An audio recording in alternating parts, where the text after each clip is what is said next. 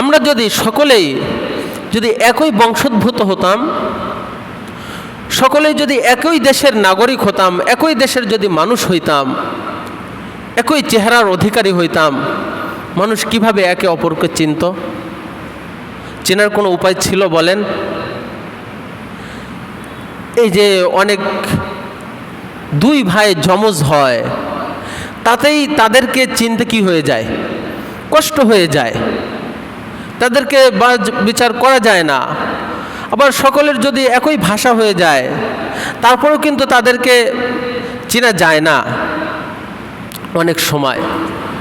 আল্লাহ রাব্বুল আলামিন এই আয়াতেও বললেন যে তোমাদের যখন নামাজ হয়ে গিয়েছে, নামাজ পড়া শেষ, তোমরা ঘরের মধ্যে অলস সময় কাটাইও না, তোমরা ঘরে বসে থাকিও না, বরং তোমরা মাঠে ময়দানে ছড়িয়ে পড়ো, তোমরা শ্রম দাও, তোমরা কাজ করো, তোমরা কর্ম করে তোমরা আল্লাহ রাব্বুল আলামিনের থেকে জীবিকা নির্বাহ করো।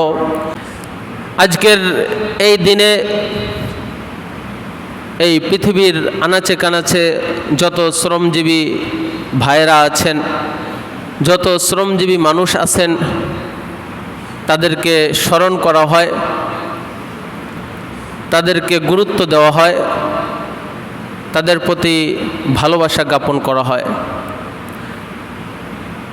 আজকের এই দিনে শুধুমাত্র হয়তোবা কিছু বক্তৃতা মঞ্চে শ্রমিকদের উৎসাহিতমূলক কিছু বক্তব্য দেওয়া হয়, হয়তোবা ফেসবুকে পত্রপত্রিকায় কিছু স্মরণিকা লেখা হয়, কিন্তু বাস্তবিক পক্ষে শ্রমিকদেরকে আমরা কতটুকু মূল্যায়ন করি?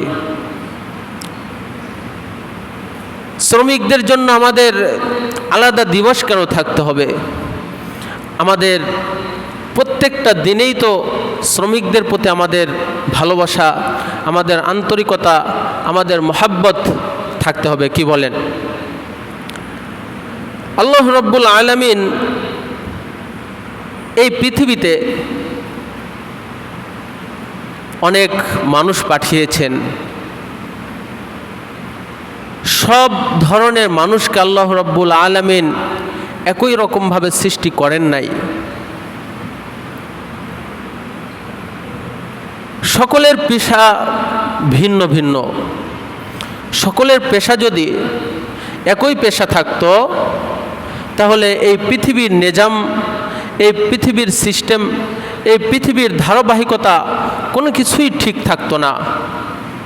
আমরা যদি সকলেই যদি ডাক্তার হতাম, একটু চিন্তা করেন, সকলেই ডাক্তার, ঠিক আছে, আমরা মেডিসিন প্রেসক্রিপ্ট করতে পারি, কিন্তু এই মেডিসিনগুলো বানানোর জন্য তো বিশেষজ্ঞের প্রয়োজন আছে, কি বলেন?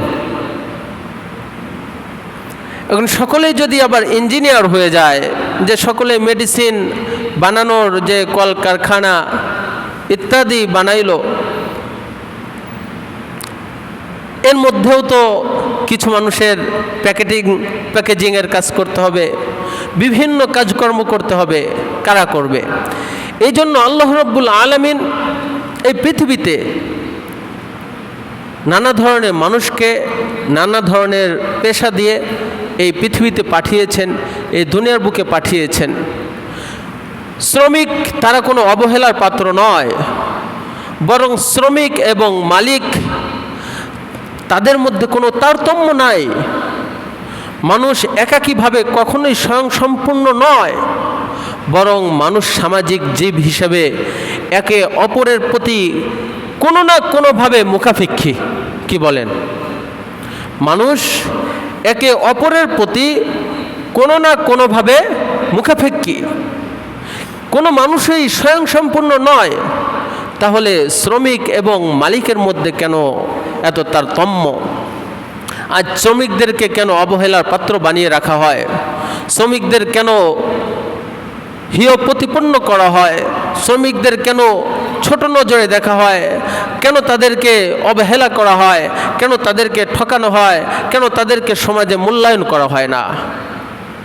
আল্লাহ রাব্বুল আলামিন পবিত্র কোরআনে বলেন,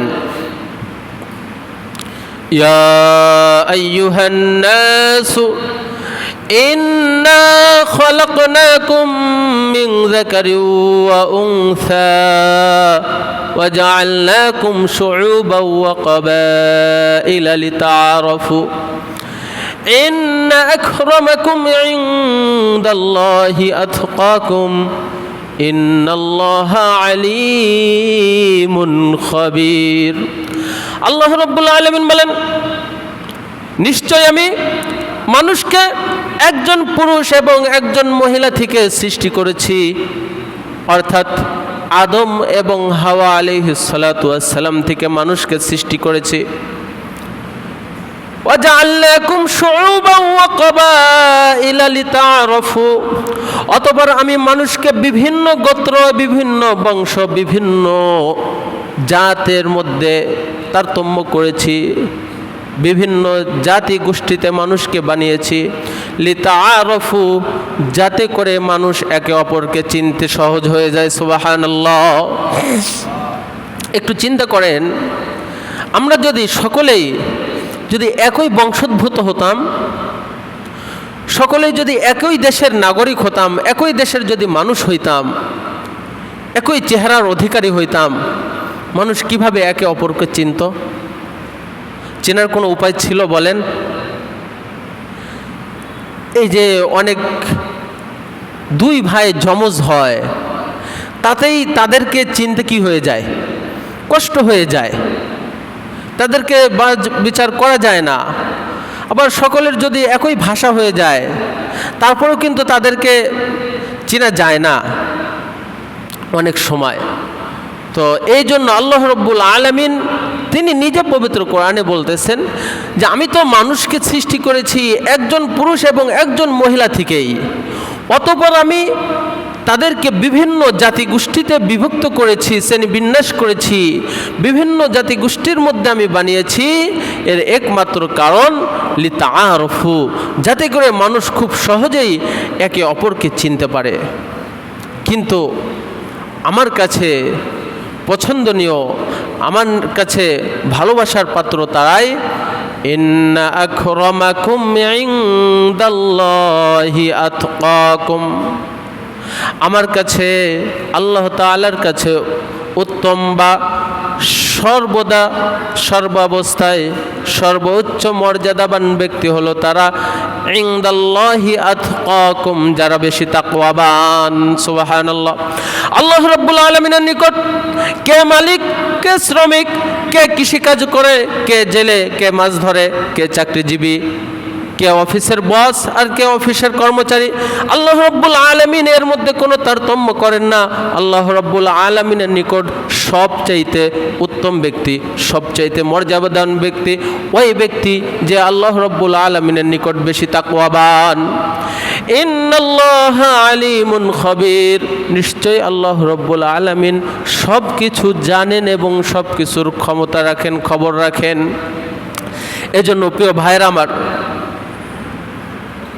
আল্লাহ রাব্বুল আলামিন এই দুনিয়ার বুকে বিভিন্ন পেশার মানুষ সৃষ্টি করেছেন এই জন্য যাতে করে দুনিয়ার নিজাম ঠিক থাকে। বিভিন্ন জাতিগোষ্ঠী সৃষ্টি করেছেন যাতে করে মানুষ সহজে একে অপরকে চিনতে পারে। শ্রম এটা শুধুমাত্র কর্ম নয়, শ্রম দেওয়া, কাজকর্ম করা এটা মাত্র শুধু কর্ম নয়, বরং এটা আল্লাহ রাব্বুল আলামিনের নিকট ইবাদত। এই যে আমরা যে মাঠে ঘাটে কাজ করি, নদী নালা খাল বিলে আমরা যে কর্ম করি, এটা শুধুমাত্র আমাদের জীবিকার জন্য নয়, বরং এটা আল্লাহ রাব্বুল আলামিনের নিকট ইবাদত। আল্লাহ রাব্বুল আলামিন পবিত্র কোরআনে বলেন, হুয়াল্লাযী জাআলা লাকুমুল আরদা যালুলান ফামশু ফি মানাকিবিহা ওয়া কুলু মির রিজকি ওয়া ইলাইহিন নুশুর। আল্লাহ রাব্বুল আলামিন পবিত্র কোরআনে বলেন, হুয়াল্লাযী জাআলা লাকুমুল আরদা যালুলা,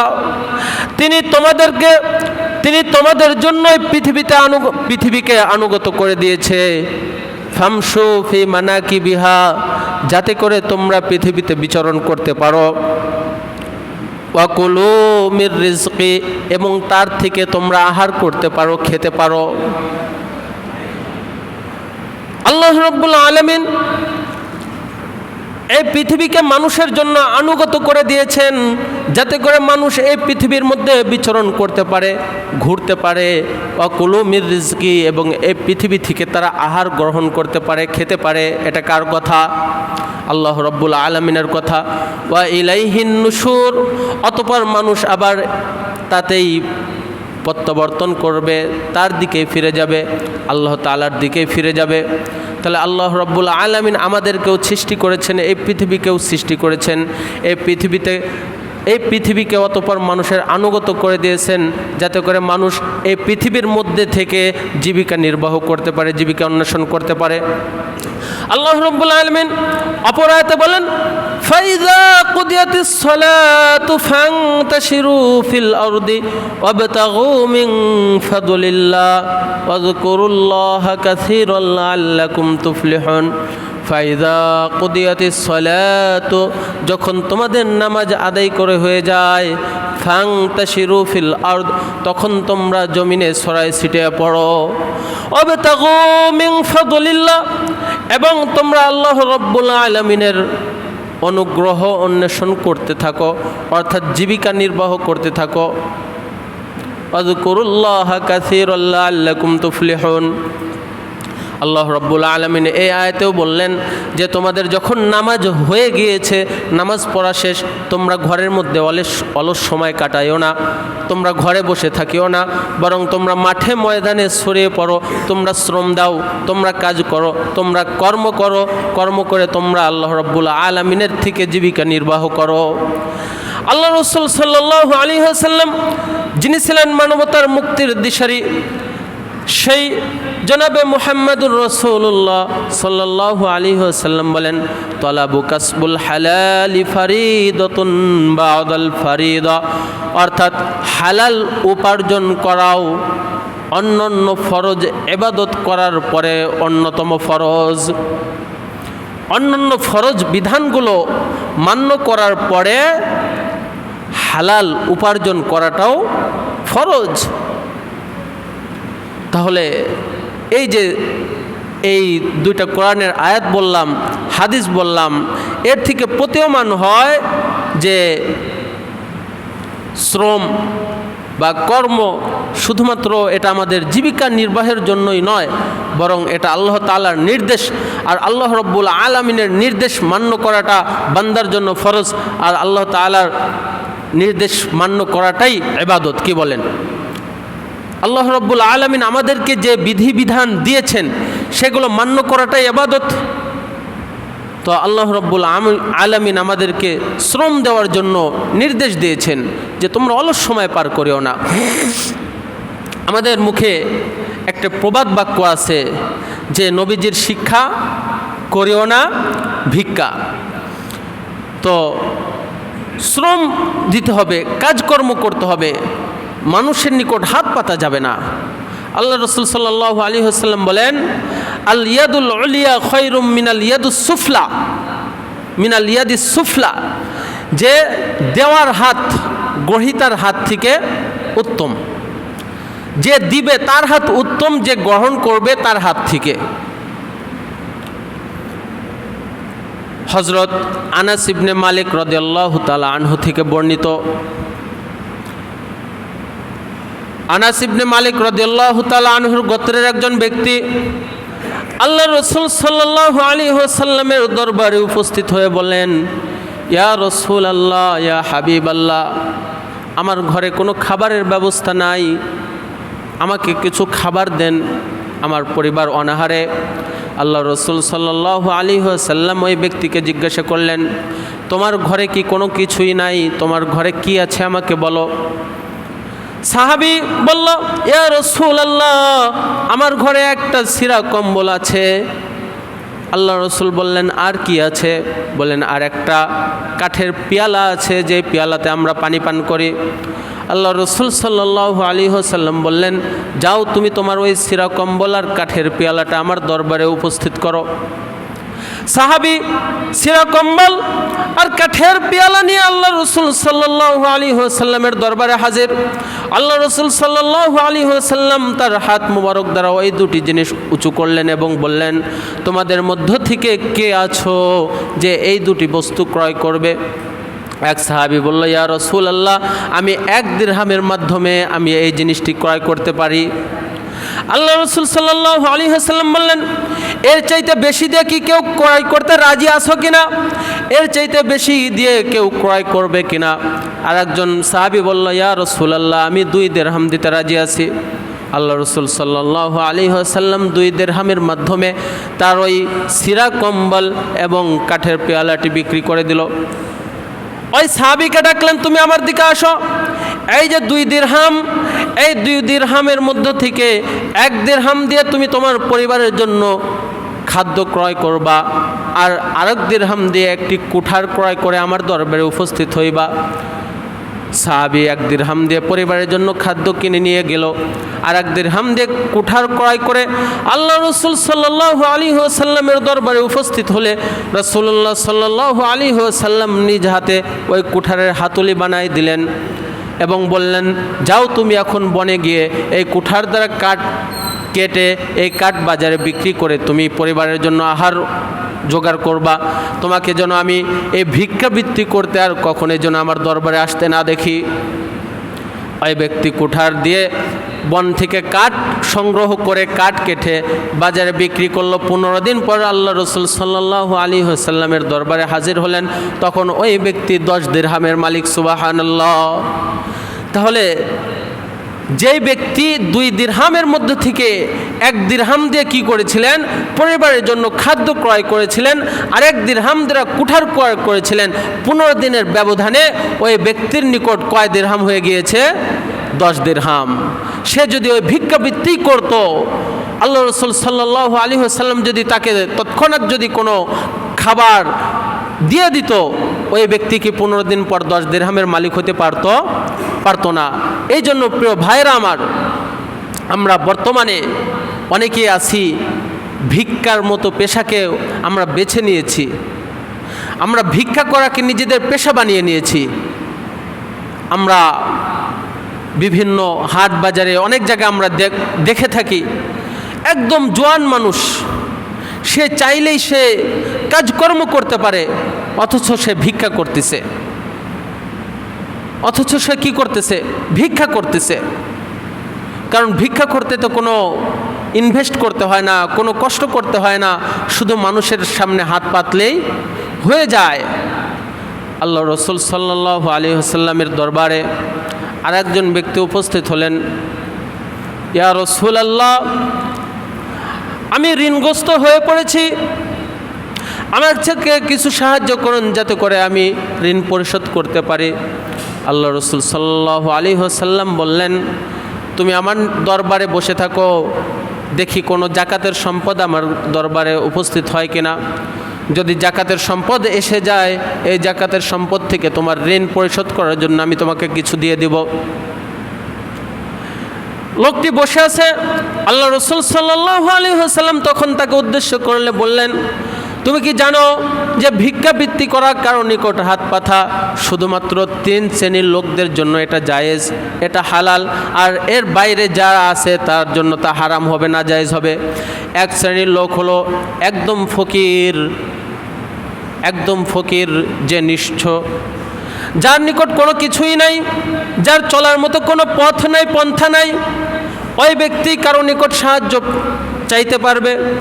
2 নাম্বার, ওই ঋণগ্রস্ত ব্যক্তি যে ঋণী হয়ে পড়েছে, তার ঋণ পরিশোধ করার মতো আর কোনো উপায় নাই। 3 নাম্বার, ওই ব্যক্তি যে রক্তপণ দিতে বাধ্য। রক্তপণের বিষয়টা হয়তোবা আমাদের নিকট ক্লিয়ার না।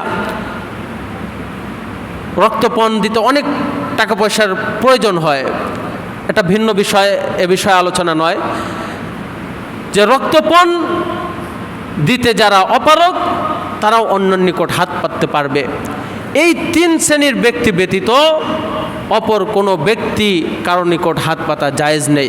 তারপর আল্লাহ রসুল সাল্লাল্লাহু আলাইহি ওয়াসাল্লাম বললেন যে এই 3 শ্রেণীর ব্যক্তি ব্যতীত যদি কেউ কারো নিকট থেকে হাত পেতে নেয় এটা তার জন্য হারাম হবে, আর হারাম সম্পদ কখনোই তার জন্য কল্যাণ বয়ে আনবে না।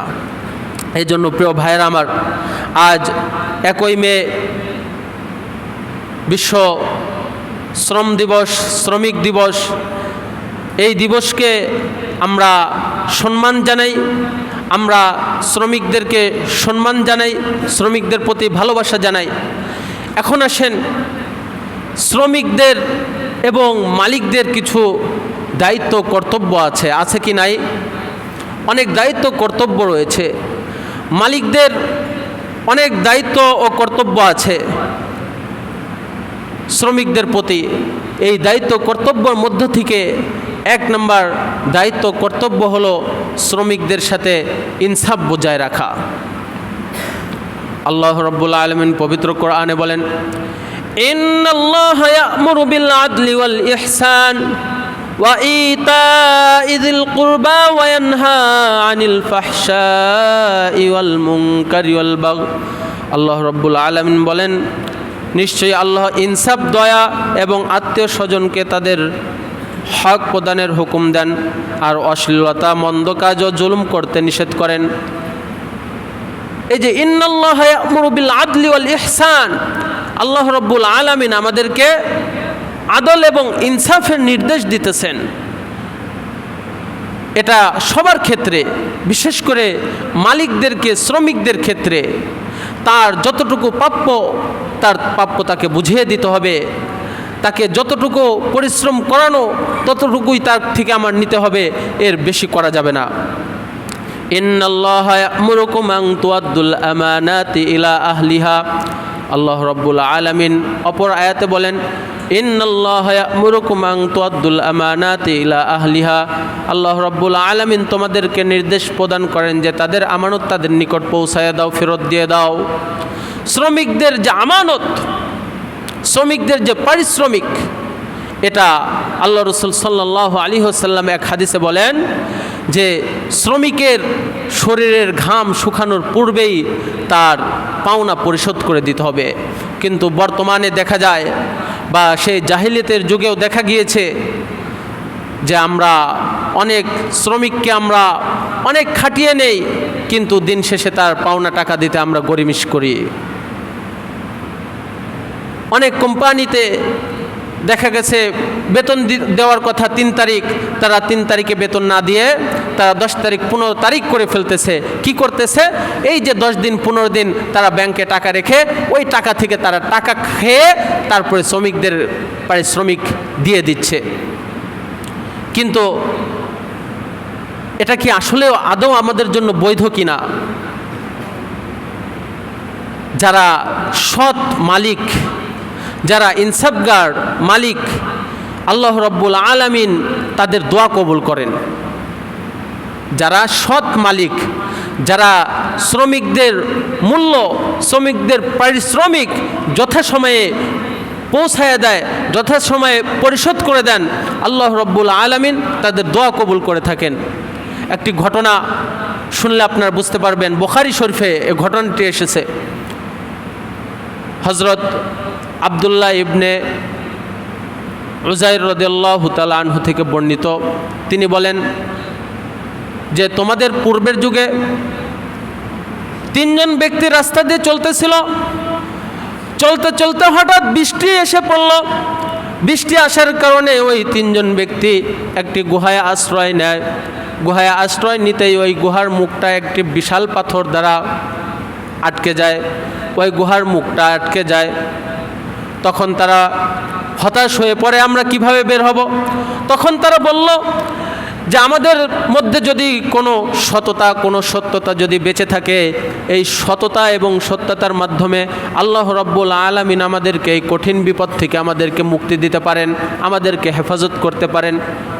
প্রথম ব্যক্তি তখন আল্লাহ রাব্বুল আলামিনের নিকট দোয়া করল, আল্লাহ, শুধুমাত্র তোমার জন্য একটি কাজ করেছিলাম, এই কাজটা যদি তোমার উদ্দেশ্য করে থাকি, তোমার জন্য যদি করে থাকি, যদি কাজটি যদি আমি ভালো কাজ করে থাকি, এই কাজের মাধ্যমে আমাদেরকে মুক্তি দিবা। ওই লোকটি বলল যে একজন ব্যক্তি আমার নিকট কাজ করেছিল, ওই কাজের বিনিময়ে সে অল্প কিছু চাউল আমার কাছ থেকে পাইতো, কিন্তু ওই চাউলটা ওই ব্যক্তি নিতে ভুলে যায়, ওই ব্যক্তিটি নিতে দেরি করে ফেলে। তখন আমি ওই চাউলের মাধ্যমে আমি কিছু কাজ করে ওই কাজের বিনিময়ের যে অর্থ অর্জিত হয়, ওই অর্থ দ্বারা আমি একটি গাভী ক্রয় করি। তারপরে ওই শ্রমিক এসে আমার কাছে জানায় যে আমি যে আপনার কাজ করেছিলাম, ওই কাজের যে বিনিময়ের যে চাউলগুলো ছিল ওই চাউলগুলো আমাকে দিয়ে দেন, ওই চাউলগুলো আমাকে ফেরত দেন। তখন ওই ব্যক্তি বলল, যাও ওই যে গাভীটা দেখতেছো ওই গাভীটা তুমি নিয়ে যাও। ওই ব্যক্তি হতবাক হয়ে বলল, আমি তো আপনার কাছে গাভী নেওয়ার জন্য আসি নাই, আমি তো আপনার কাছ থেকে অতি সামান্য কিছু চাউল পাবো, ওই চাউলটা আমাকে দিলেই আমার হয়ে যাবে, আমাকে ওই চাউলটা দেন তাহলেই আমি চলে যাব। ওই ব্যক্তি বলল, তুমি যে চাউলটা পাইতা ওই চাউলের উপার্জিত টাকা দিয়েই, ওই চাউলের উপার্জিত পয়সা দ্বারাই এই গাভীটা ক্রয় করা হয়েছে, সুতরাং এই গাভীটা তোমার। আল্লাহ রাব্বুল আলামিন সঙ্গে সঙ্গে ওই গুহা থেকে ওই পাথরটা কিছুটা সরায় দিল। সুবহানাল্লাহ। তার মানে এই যে শ্রমিকের যে মজুরি সে কি করেছিল, যথাযথভাবে সে আদায় করে দিয়েছিল। শ্রমিকের মজুরি ছিল অল্প কিছু চাউল, কিন্তু সেই চাউলটা যথাসময়ে না দেওয়ার কারণে দিতে পেরেছিল না। ওই চাউল হয়তোবা বিক্রি করেছিল, ওই বিক্রি করা টাকা দিয়ে হয়তোবা কোনো ব্যবসা বাণিজ্য করেছিল, ওই ব্যবসা বাণিজ্য টাকা পয়সা দিয়ে একটা গাভী ক্রয় করেছিল। কিন্তু তার মনে যখন ওই ব্যক্তি আসলো, তখন তার মনে কামড় দিয়েছে, ওই চাউলটা তো আমার ছিল না, ওই চাউলটা তো ছিল ওই মজুরের, ওই শ্রমিকের টাকা দিয়ে আজ গাভীটা ক্রয় করা হয়েছে, সুতরাং গাভীটা ওই শ্রমিকের, ওই গাভীটা আমার নয়। এই জন্য আল্লাহ রাব্বুল আলামিনের নিকট তার এই দোয়াটা পছন্দ হওয়ায় আল্লাহ রাব্বুল আলামিন তার দোয়াকে কবুল করে নিয়েছেন। এজন্য প্রিয় ভাইয়েরা আমার, আমরা যারা শ্রমিক খাটায়, আমরা শ্রমিকদেরকে যথাযথ মূল্যায়ন করব। আমরা শ্রমিকদের হক, শ্রমিকদের পাওনা যথাসময়ে পৌঁছে দিব। আমরা শ্রমিকদের সাথে আমরা কোনো অন্যায় কাজ করব না। প্রিয় ভাইয়েরা আমার, এখন যেহেতু হজের মৌসুম চলতেছে, আল্লাহ রাব্বুল আলামিন পবিত্র কোরআনে বলেন, ওয়া আতিম্মুল হজ্জা ওয়াল উমরাতা লিল্লাহ, যে তোমরা হজ এবং উমরা সম্পূর্ণ করো শুধুমাত্র আল্লাহ তাআলার জন্য। হজ এবং উমরা কার জন্য করতে হবে? আল্লাহ রাব্বুল আলামিনের জন্য করতে হবে। কিন্তু বর্তমান সময়ে আমরা হজ করি, উমরা করি অনেকেই অনেক উদ্দেশ্যে। আল্লাহ রাসূল সাল্লাল্লাহু আলাইহি ওয়াসাল্লাম তার হাদিসের মধ্যে বলেন, ইয়াতি আলান নাসি জামানুন ইয়াখরুজু ফীহি মিনাল হজ্জি আরবাআতু আসনাফিন, ইয়াখরুজু ইরাই ওয়া আখরাজু ইয়াখরুজু লিতিজারাতি ওয়া আখরু ইয়াখরুজু লিয়াসআলা ওয়া আখরু ইয়াখরুজু লিয়াযকুরা বিহি ইসমুহু। আল্লাহ রাসূল সাল্লাল্লাহু আলাইহি ওয়াসাল্লাম বলেন, শেষ জামানায় মানুষ হজে যাবে চার শ্রেণীর লোক। কয় শ্রেণীর লোক? চার শ্রেণীর লোক, চার ধরনের মানুষ হজে যাবে। এক নম্বর, হজে যাবে তাদের উদ্দেশ্য থাকবে লোক দেখানোর জন্য, মানুষকে দেখানোর জন্য যে আমি হজ করতে যাইতেছি, আমি হাজি সাহেব, আমি হাজি হয়েছি, এই জন্য মানুষ হজ যাবে। দুই নম্বর, আরেক শ্রেণীর লোক হজে যাবে ব্যবসায়িক উদ্দেশ্যে, ব্যবসা করার জন্য। তিন নম্বর, আরেক শ্রেণীর লোক যাবে ভিক্ষা করার জন্য।